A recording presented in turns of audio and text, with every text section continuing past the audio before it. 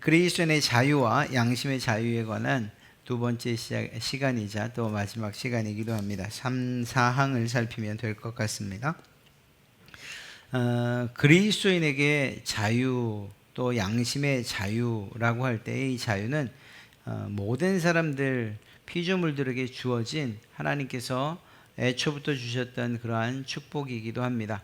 무엇인가 속박되지 않고 어떤 환경에 지배받지 않고 오히려 그 상황이나 환경 또 혹은 어떤 대상에게 매인 바 없이 자기의 온전한 뜻을 분명하고 또 자유롭게 드러낼 수 있는 삶, 이러한 자유가 누구에게나 있어야 한다는 사실이죠. 특히 그리스도인에게도 마찬가지입니다. 그리스도인에게 이 자유는 아주 중요한 신앙의 원리이자 또한 가장 첫 번째 우리에게 주신 선물과도 같은 그러한 요소라는 것입니다.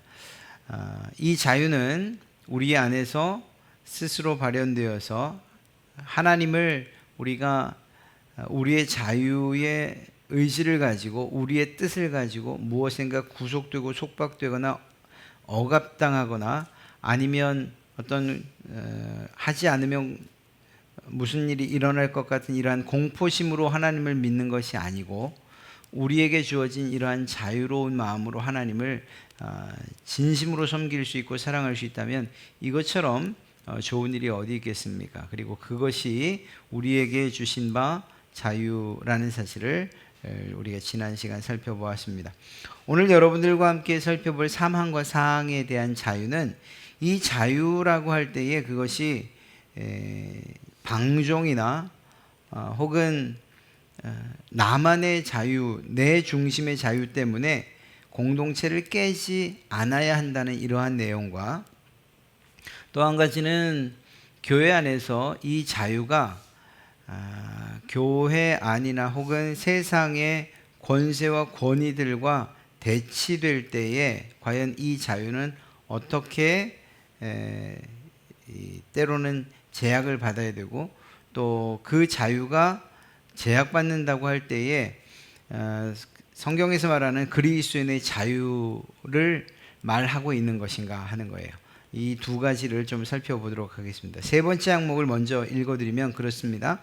그리스도인의 자유를 구실 삼아 어떤 죄를 범하거나 어떤 정욕을 품는 사람들은 그렇게 함으로써 그리스도인의 자유의 목적을 파괴하는 것이다. 그리스도인의 자유의 목적은 우리가 우리 원수들의 손에서 건진받아 주님을 두려움 없이 그 앞에 거룩하고 의롭게 평생 동안 섬기려는 데 있다는 것입니다. 말씀드렸던 것처럼 우리의 자유는 그 목적이 분명한 자유라는 거예요. 그래서 우리 그리스도인들이 우리의 원수들의 손에서 건진받아 죄와 사망의 권세 가운데에서 구원받아서 앞으로는 주님을 두려움 없이 자유로운 마음으로 기쁜 마음으로 섬길 수 있는 것, 그리고 평생 섬길 수 있게 하는 이것이 자유의 목적이지 않습니까? 그런데 그것이 아니고 이러한 자유의 목적과 상관없이 자유를 잘못 알아서 내 삶이 방종한 삶을 살게 되거나 방탕한 삶을 살게 되거나 하나님께서 우리에게 원하시는 것과는 전혀 상관없는 그러한 삶을 살면서도 이건 내 자유야 라고 말하는 일은 없어야 된다는 것입니다. 그러니까 우리의 자유를 이야기할 때는 반드시 우리에게 자유를 주신 목적에 부합하는 그러한 삶을 살아야 된다는 것이죠. 특별히 이것이 교회의 공동체 안에서 각자에게 주어진 자유가 있잖아요. 어떤 사람에게든지 다 성도 한 사람 한 사람에게 부여해 주신 자유가 있는데 이 자유들이 혹시 부딪히거나 상충되지 않느냐 하는 이런 상황들이 벌어질 때 우리는 어떻게 해야 하는가 하는 것입니다. 교회 공동체 안에는 양심의 가책에 따라 서로 의견이 다를 수 있어요. 이건 믿음의 그 성장에 따라서도 믿음이 약하냐 강하냐에 따라서도 또 혹은 하나님의 말씀에 대해서 많이 아냐 혹은 또 그 말씀을 잘 모르냐 이러한 여러 가지 이유 때문에 서로가 양심의 가책을 느끼는 것이 다 다를 수 있다는 거예요. 어떤 사람은 똑같은 일에 대해서 아주 강하게 양심의 가책을 느끼는가 하면 어떤 사람은 그것에 대해서 양심의 가책을 느끼지 않아요. 그러면 그 일은 한 사람에게는 그 자유를 억압하거나 혹은 제한당하는 일을 결과를 갖겠고, 또 어떤 사람에게는 그것은 전혀 자신의 삶이나 자유에 어떤 영향력을 끼치지 못하는 것이 될 것이라는 거죠. 이렇게 서로 같은 교회 안에 있음에도 불구하고 믿음에 따라서 혹은 그가 알고 있는 하나님의 말씀에 따라서 양심의 가책을 느끼는 것이 서로 다를 수 있다는 거예요. 이럴 때 서로 부딪힐 수 있다는 것이죠. 이러한 일들에 대해서 로마서 14장에 사도 바울은 예를 들어서 잘 이야기해 주고 있습니다. 1절부터 3절까지의 말씀을 보면 먼저 이렇게 기록되고 있어요. 믿음이 연약한 자를 너희가 받되 그의 의견을 비판하지 말라. 어떤 사람은 모든 것을 먹을 만한 믿음이 있고 믿음이 연약한 자는 채소만 먹느니라. 먹는 자는 먹지 않는 자를 업신여기지 말고 먹지 않는 자는 먹는 자를 비판하지 말라. 이는 하나님이 그를 받으셨음이라. 믿음이 연약한 자를 첫째로 그렇지 않은 믿음이 강한 자들이 먼저 받아야 되고 용납해야 되고 그들의 의견을 비판하지 말라는 것을 전제로 하고 있어요. 언제나 아이와 어른이라고 할 때에 단순하게 어떤 성장에 관한 부분만이 아니라 그가 지적으로나 의지적으로나 모든 부분에 있어서 우위에 있다고 할 때 어른들이 그때의 어린아이들이 미처 생각하지 못하고 또 어른들의 기준에 못 미쳐서 힘들어하는 이러한 상황을 만날 때에 비판하거나 넌 그것이 잘못이다, 모든 기준을 자기의 기준에 맞춰서 연약한 사람들을 이렇게 대하지 말라는 것을 전제로 하고 있어요. 교회 안에 기본적으로 신앙에 있어서 부족함이 없거나 혹은 믿음에 강하거나 혹은 이 지도자 그룹에 있거나 혹은 중직자에 있거나 이렇게 누가 봐도 믿음에 있어서 흔들림이 없는 사람들이 처음 온 성도들이 내가 원하는 기준, 그러니까 믿음에 강한 사람들이 가지고 있는 그 기준에 못 미친다고 해서 그들을 비판하거나 그들을 혹은 비난하지 말라고 이야기하는 것입니다. 오히려 그들을 받아들이라, 용납하라 이렇게 이야기하고 있습니다. 이것이 전제입니다. 그러니까 똑같은 자유이고 똑같이 소중한 자유이지만 그럼에도 불구하고 믿음에 강한 자들이나 또 하나님의 말씀을 훈련을 받은 자들, 그들이 오히려 그렇지 못한 자들을 받아줘야 한다는 이 사실을 이야기하고 있는 것이죠. 그럼에도 불구하고 아디아포라라고 하는 이 단어가 지금 사도 바울이 이야기하고 있는 내용 가운데 아주 중요한 단어인데 대수롭지 않은이라는 이러한 헬라어 단어입니다. 그러니까 이래도 되고 저래도 되는 그러한 문제가 교회 안에는 늘 있다는 거예요. 복음의 본질적인 문제가 아니라, 그러니까 어떤 사람을 구원하고 구원하지 못하고 또 구원받고 구원받지 못하고 하는 이러한 복음의 본질적인 문제, 교회의 본질적인 문제가 아닌 어떤 문제들, 그래서 그것은 이렇게 해도 되고 저렇게 해도 되는 문제들이 오히려 교회 안에는 많다는 거죠. 예를 들어서 우리가 장의자가 좋냐 아니면 뭐 이렇게 개별적으로 앉는 의자가 좋냐, 서로 다른 의견을 가질 수가 있어요. 이런 문제들이 사실은 굉장히 많은데 교회가 갈라지고 또 교회에 분란이 일어나는 대부분의 이유들은 복음의 본질적인 문제라기보다는 그것과 상관없는 아디아포라의 문제라는 거예요. 예를 들면 청소하는 문제, 또 혹은 주방에서 음식하는 문제들, 뭐 간을 어떻게 맞춰야 되느냐, 뭐 이런 아주 사소한 문제들 때문에 성도들 간에 분열이 생기고 혹은 갈라지는 일들이 실제로 많다는 것이죠.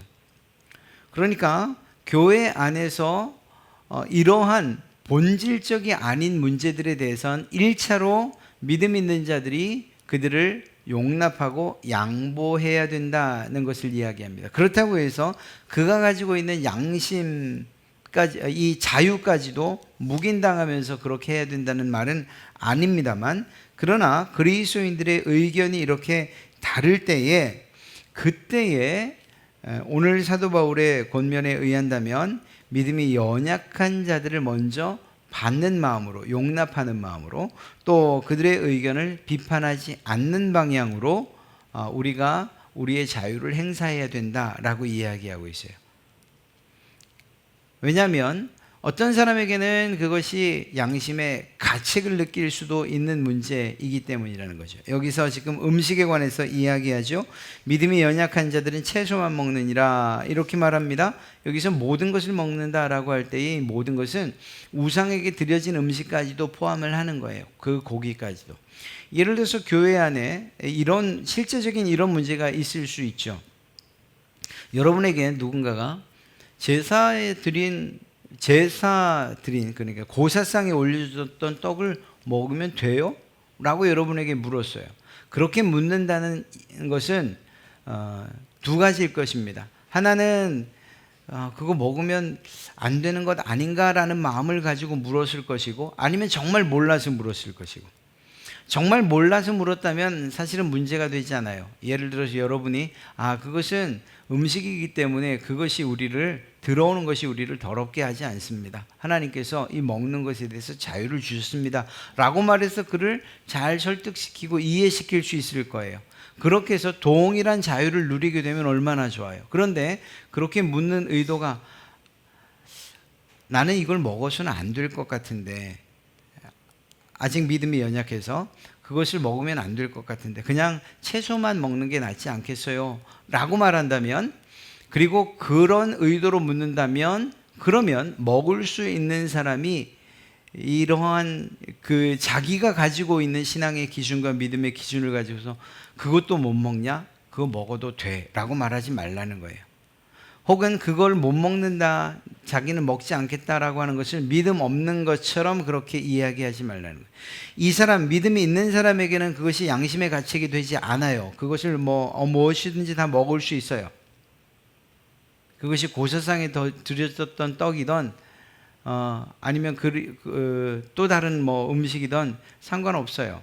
그것이 우리를 더럽게 하지 않고 우리를 죄짓게 하는 것이 아니라고 우리는 믿기 때문이에요. 그러나 믿음이 연약한 자들은 그것에 대해서 양심의 가책을 느낄 수 있다라는 거예요. 이걸 내가 먹어도 되는가? 야, 이거 사람이 고사상에 쓴 것이고 이것에다 절을 한 그 제사에 사용되는 음식을 먹어도 되는가? 라고 그렇게 생각된다면 분명히 양심의 가책을 느낄 거예요. 어떤 한 사람은 양심의 가책을 느끼지 않지만 어떤 한 사람은 양심의 가책을 느끼는 거죠. 이때에 이 둘의 의견이 부딪힐 때에, 그때에는 좀 더 성숙한 신앙인이, 그리고 믿음을 가진 사람이 배려하고 용납하는 차원에서 절대적으로 비판하거나 비난하지 말라는 거예요. 이 사람도 그 믿음이 성장하고 신앙이 성숙하면, 그러면 반드시 그것들에 대한 자유를 언젠간 누리게 될 것이기 때문이죠. 혹여 그러한 자유를 주님 부르시는 날까지 누리지 못한다 하더라도 그것은 결코 비난의 대상이 될 수 없기 때문입니다. 여기에서는 서로 양심과 그리스도인으로서의 자유가 각각 있기 때문이에요. 그러나 믿음의 성숙한 사람의 자유를, 이 믿음의 성숙한 사람이 자신의 자유를 누리는 것으로 인해서 누군가에게 양심의 가책을 느끼게 한다면 그 부분에 있어서는 사실은 주의해야 된다라고 사도 바울이 이야기하고 있는 것입니다. 그래서 이렇게 그리스도인의 의견이 다를 때 서로 다른 양편은 우리 모두가 그리스도 안에 속해 있다는 사실을 잊어서는 안 돼요. 마치 속해 있는 것, 진영 자체가 다른 것처럼 그것이 옳다, 당신은 틀렸고 내가 맞다, 이렇게 싸울 일이 아니라는 거예요. 교회 안에서 한 공동체로 여전히 묶여 있는 상태라는 사실을 잊지 말라는 것이죠. 의견이 다를 수 있고 양심의 가책을 느끼는 것이 다를 수 있지만, 그럼에도 불구하고 우리는 여전히 그리스도에 속해 있고, 그리고 우리는 동일한 주인인 하나님을 섬기려고 애쓰고 있다는 이 사실을 잊지 말아야 한다라는 것입니다. 물론 판단은 하나님이 하셔요. 이건 당연한 것이죠. 그러니까 우리가 판단하거나 서로를 판단하는 일이 있어서는 안 된다라는 것이죠. 더더욱이 이것은 믿음의 성숙한 자가 때로는 배려하고 용납해야 되는 일이에요. 누군가가 우리의 믿음의 자유, 내가 누리는 자유 때문에 양심의 가책을 느끼고 또 그것 때문에 스스로 어떤 방향으로든 죄를 짓게 된다면 그 부분에 있어서는 믿음의 성숙한 자가 책임을 져야 되는 것이다라는 것이죠. 그리스도인의 자유가 왜 주어졌는가? 하나님께서 우리에게 왜 자유를 주셨는가, 양심의 자유를 주셨는가 하는 이 목적을 잃지 않으면 된다는 것입니다. 이것은 우리를 죄나 정욕으로 부추기는 것이 결코 아니라 그리스도인의 자유의 목적은 우리를 그리스도에게 보내어 그리스도 안에서 그 은혜 안에서 자라도록 하는 것이라는 사실을 잊지 않아야 됩니다. 우리에게 주신 이 자유는 언제나 우리를 그리스도 안에서 그 은혜 안에서 성장하게 하고 성숙하게 하고 그리고 진정으로 하나님을 기쁨으로 자유 가운데에 스스로 섬기게 하려 하는 것, 이것이 목적이라는 것이에요. 내게 주신 자유가 다른 사람들에게 상처가 되거나 양심의 가책을 느끼게 한다면 나는 자유롭게 하나님을 섬기고 있는지 몰라도, 나는 자유롭게 그 자유 안에서 은혜 안에서 자라고 있는지 몰라도 어떤 다른 사람들은 내가 누리는 자유 그리고 내가 그것들을 아무렇지 않게 대하는 것 때문에 어떤 또 다른 믿음이 연약한 사람들은 오히려 양심의 자유가 아니라 가책을 느끼게 될 수 있다라는 사실을 생각해야 된다는 것이죠. 그러니까 오늘 이 사망에서는 두 가지예요. 우리 교회 공동체 안에는 서로 다른 생각을 가지고 있는 사람들이 있을 수 있다. 그리고 이것은 조율되어야 되는 것이고, 그것이 만약 믿음의 본질에 관한 것이 아니라면, 복음의 본질에 관한 것이 아니라면 그것은 서로가 이야기하고 또 타협을 하고 또 서로 하나 되어지는, 그렇게 해결되어야 된다는 것이죠. 그것 때문에 교회가 갈라지게 두어서는 안 된다는 것이에요. 그리고 그런 일을 위해서 믿음의 성숙한 자들이 그렇지 못한, 그래서 아주 작은 일에도 양심의 가책을 느끼는 그분들에 대한 배려와 용납, 그리고 그들을 비판하지 않고 비난하지 않는 이런 일들이 필요하다는 것이죠. 이건 또 역으로 적용될 수도 있어요. 예를 들어 채소만 먹어야 된다고 하는 믿음의 약한 자들을 위해서, 그러면 우리 교회에서 법을 정합시다. 이제는 우리는 육식을 하지 않고 채소만 먹는 법을 정합시다. 이렇게 말하는 것도 옳지 않아요. 연약한 자들이 중심이 아니라 하나님 그분의 말씀이 우리의 모든 윤리의 중심이 되어야 되기 때문에 그들을 배려하는 것, 그것이 옳고 또 그들이 양심의 가책을 느끼지 않게 하는 것이 옳다는 것이지, 그것 때문에 모든 사람들이 제약을 받거나 또 정한 규칙과 규범 아래 얽매이는 것, 이것은 또 다른 자유를 속박당하는 일이 될 것이라는 것이죠. 그러니까 그것 역시 옳지 않은 거예요. 그래서 무엇인가를 규정하고 또 법으로 정하고 하는 이런 일들은 항상 주의 깊게, 그리고 하나님께서 우리에게 주신 자유의 목적에 위반되지 않게 사용되고 또한 적용되어야 된다는 사실을 이야기하고 있습니다. 네 번째 항목인데요, 하나님이 정하신 권세들과 그리스도께서 갑주고 사신 자유는 양자가 서로를 파괴하도록 의도된 것이 아니라 상호간에 서로를 유지하고 보존하도록 하나님이 의도하셨다. 끊어서 가면 이렇습니다. 하나님이 주신 권세들이 있죠. 정부가 있고 나라와 정부가 있고 교회도 교회의 정부라고 이야기할 수 있어요. 그러니까 이렇게 하나님이 권위를 부여해 주시고 권세를 주신 사람들과 이 자유가 서로 부딪히느냐? 그렇지 않다는 것이죠. 이 상호 둘은 서로 보완되어서 유지되어지고 보존되어져야 한다는 것이에요. 이 둘은 결코 부딪힐 수 있는 것이 아니라는 사실을 먼저 이야기하고 있는 것입니다. 그러므로 그리스도인의 자유를 구실로 하여 어떤 합법적인 권세든지 간에, 그것이 국가적인 것이든 혹은 교회적인 것이든 간에, 그 권세의 행사에 반대하는 사람들은 하나님의 법령에 저항하는 것이다. 아주 강력하게 이야기를 하고 있죠. 그러니까 하나님께서 교회에 주신 권세, 나라와 정부에 주신 권세가 있으니 그것에 대해서 복종하는 것이, 그것이 하나님의 뜻이다는 거예요. 내 개인의 자유를 들어서 그것에 불복하는 일들은 있어서는 안 되다. 오히려 그것은 하나님의 법령에 저항하는 것이라고 이야기하죠.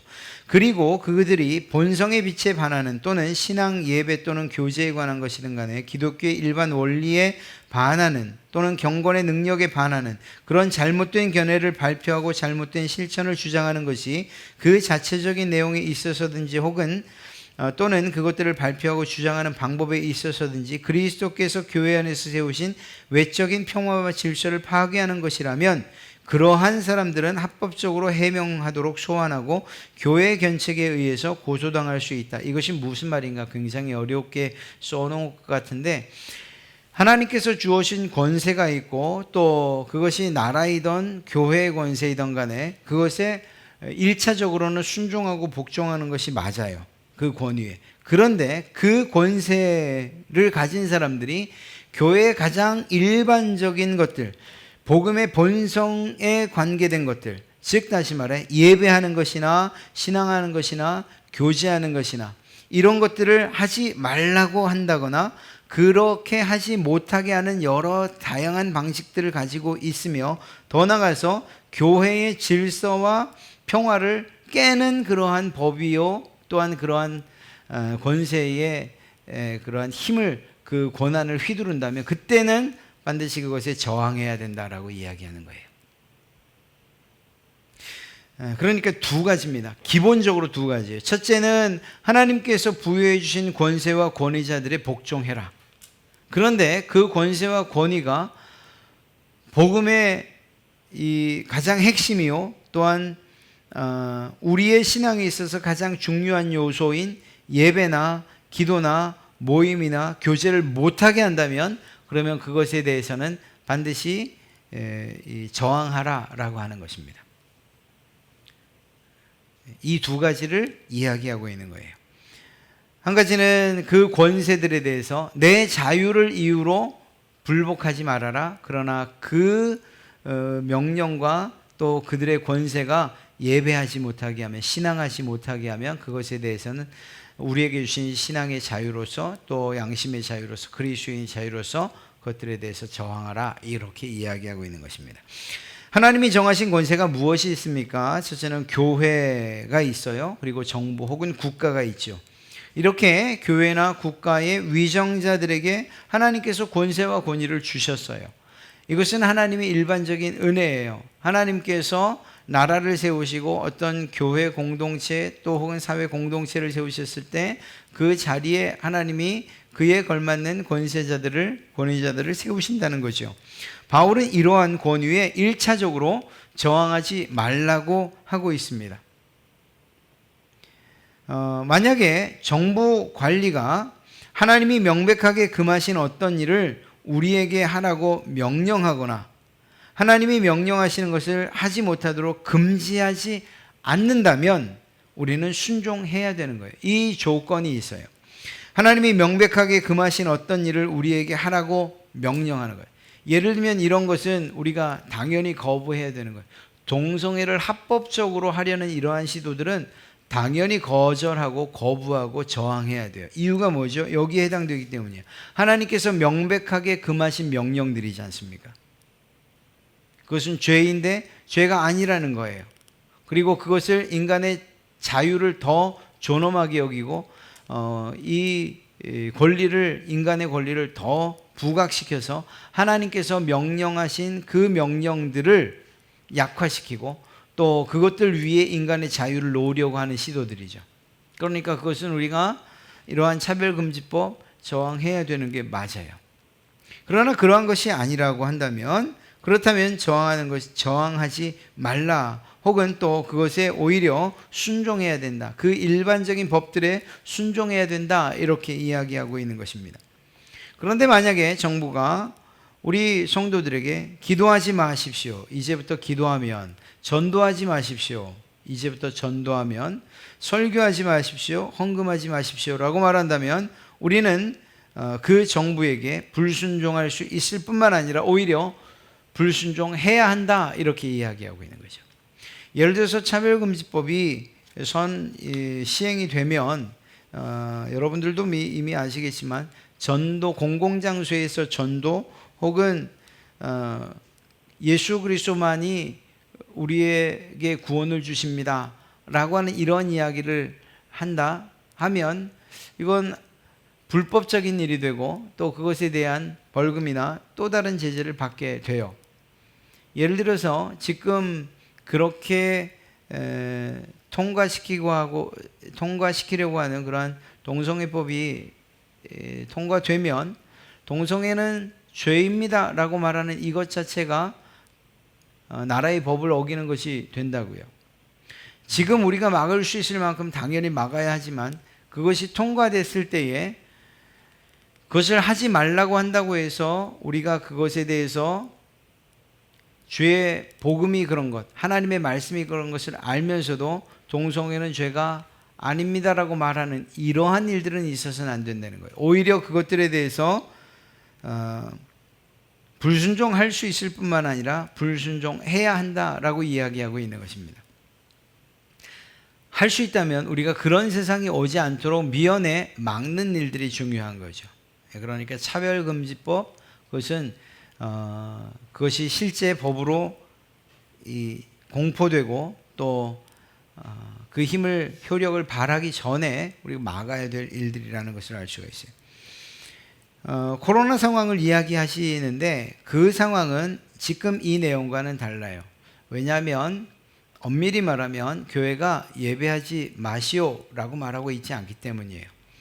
오히려 전체 공공의 이익을 위해서 예배하되 비대면으로 예배해 주십시오라고 이야기하고 있는 부분이에요.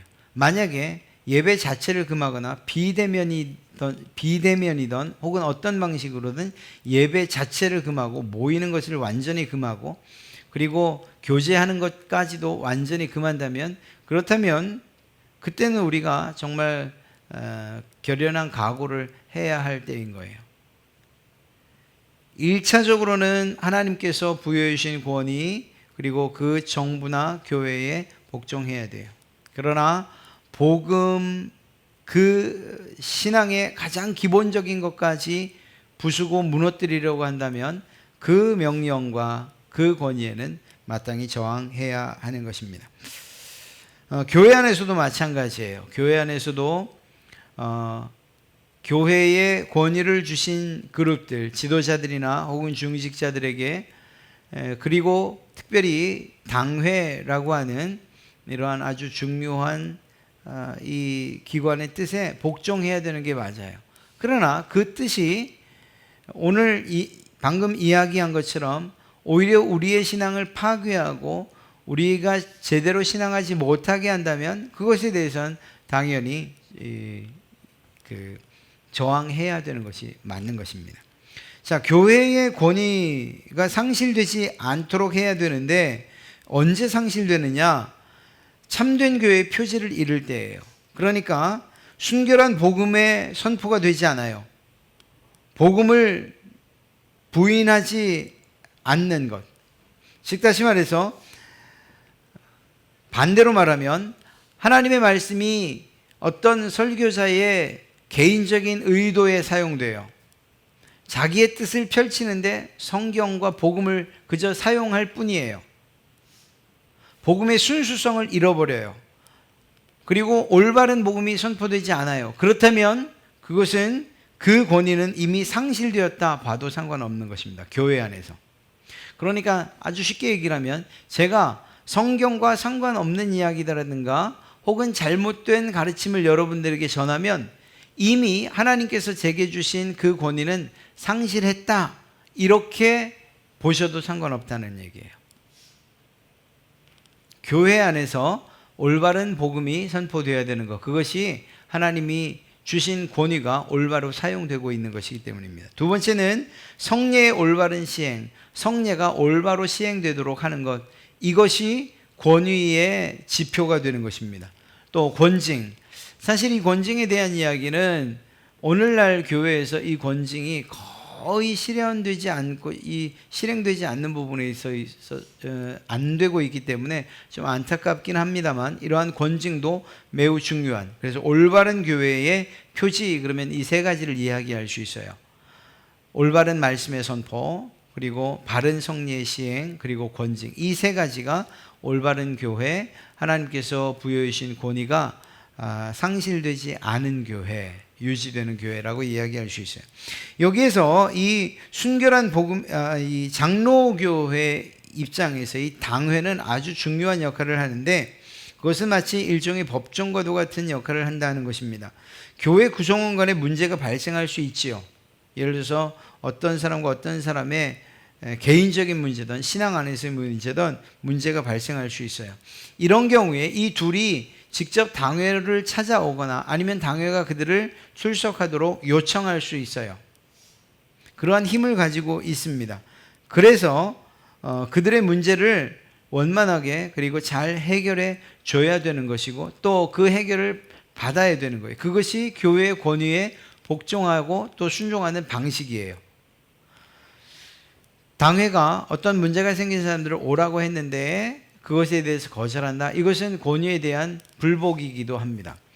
또한 교회에 치리가 있는데 성만찬을 금지하거나 혹은 교회 한 구성원이 그리스도의 몸과의 교제로부터 쫓겨나서 불신자로 간주되는 것을 의미하는 출교, 즉 성만찬 금지나 출교 등을 이 당회에서 할 수가 있습니다. 그렇게 당회는 하나님께서 권위를 부여해 주신 그러한 기관이에요.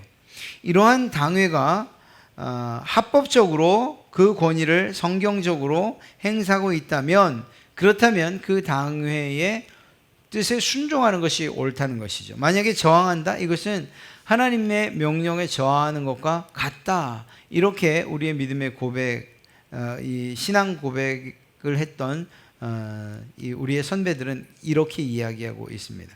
그들의 신앙 고백은 이런 것이었어요. 그래서 올바른 교회, 말씀드린 바대로 바른 말씀의 선포와 올바른 성례의 시행과 그리고 치리가 이루어지고 있다면, 권징이 이루어지고 있다면, 그렇다면 그때의 그 당회의 뜻은 하나님의 뜻에 준한다. 그래서 그 하나님의 명령에 거절하지 않아야 된다, 이렇게 이야기하고 있을 정도입니다.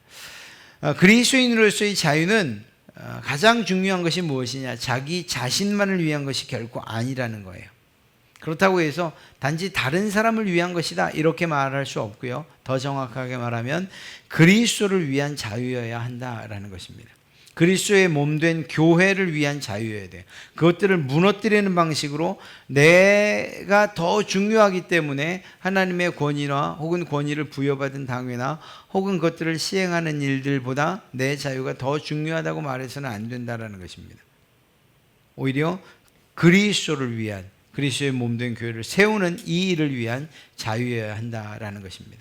그리고 이것은 이렇게 말한다고 해서 우리의 자유가 그러면 권위에 속박되어야 된다는 것을 의미하느냐? 그것이 아니고, 자유의 목적을 안다면 오히려 우리 스스로 그 권위에 기쁘게 그리고 자율적으로 복종할 수 있어야 된다는 것을 의미하는 것이죠.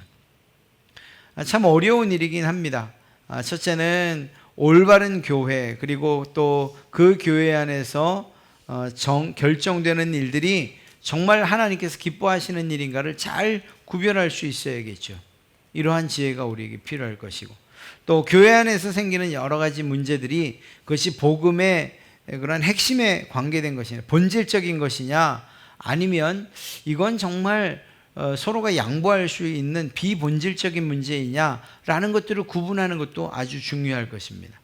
그리고 그것이 이제 살펴서 본질적인 것이고 복음의 핵심에 관한 것이고 그리스도의 몸을 세우는 것이라고 그것이 확실히 결정되어지고 그렇게 우리 마음 가운데 이러한 확신이 든다면 절대적인 복종이 우리에겐 필요한 거예요.